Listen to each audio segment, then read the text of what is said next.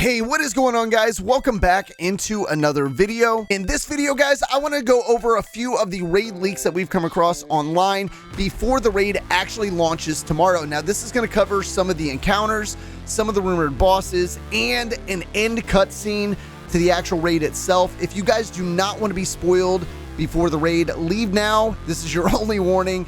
And again, this is nothing confirmed until the actual raid is launched tomorrow. So take everything in this video with a grain of salt.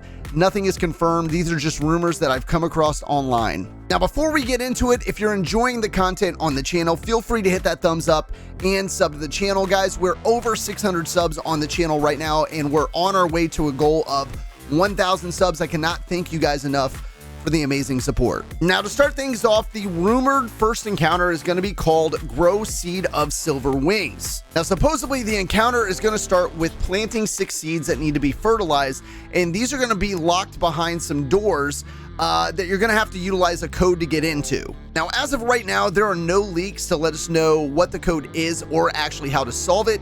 The only thing that it kind of notes online is that there's going to be an audio cue that'll let you know which plant you have to plant the seeds at. Now, I find the name of the first encounter pretty interesting because it falls in line with the artifact from Season of Arrivals. I'm going to put that on the screen here for you guys as well for your reference. So I wonder if the seeds in this encounter are going to look similar to this. Now, after all 6 seeds have been fertilized and deposited, you basically move on to the second encounter. Now, moving on to the second encounter, there's really no name put in place for this one. It just says it's going to be a Scion boss. Now, the online leaks are saying that we're going to need something called a grower. However, it's pretty unclear what that's going to be at this moment. Now, it also states that in the encounter, you're going to need to lure tormentors to break down different doors in a set amount of time. Now, it also states that behind the correct doors, there's going to be pots that we need to use the grower on.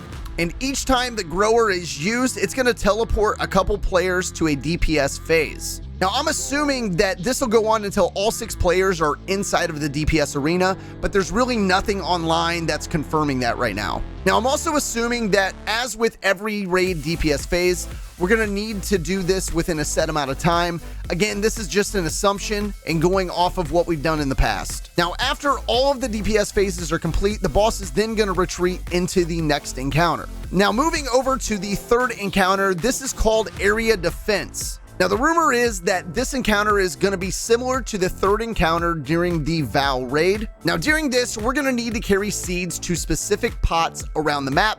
We're also going to need to defend the area and follow the boss while we DPS. Now, they do note that the seeds are going to have to go into specific pots, but there's no way to confirm which pots are which and which seeds need to go in which pots. And that is going to lead us into the fourth encounter, which is going to be the final boss that is supposedly Nezarec. Now, the rumors are saying that once we enter the arena, Nezarec's going to be waiting for us in the middle. Now, supposedly this encounter is going to be similar to Oracles in the Vogue raid, and we're going to have to grow trees fully in a set order, along with using the grower from previous encounters. Now, after each tree is planted, one player is going to be sent in to fight a nightmare boss.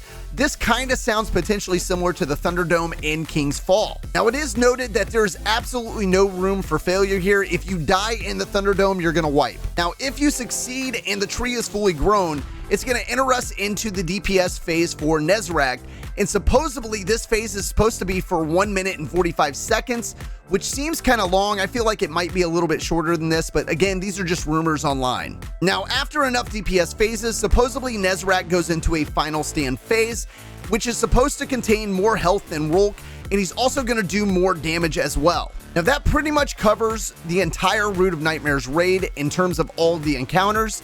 Now, before I go, I do want to throw up an image here that is supposedly what the raid exotic shotgun is going to kind of look like. This is a rough draft image of it. I know there's also some images floating out there of the actual shotgun in action.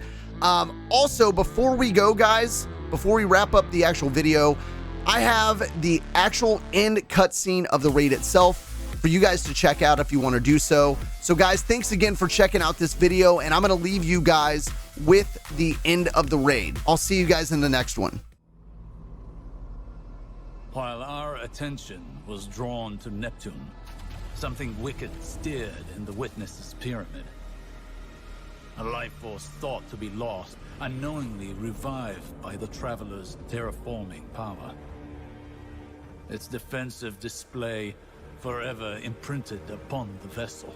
The infamous final god of pain sought to use this paracausal power for his own curiosities. But it proved to be his final mistake. The people of Neomuna may now be free of Nazarek's influence, but the Cabal and Vex remain at their doorstep. Though an unanswerable question remains on all our minds. Where has the witness gone? We must begin our search in the pieces it has left behind. It will not succeed for as long as we remain in existence.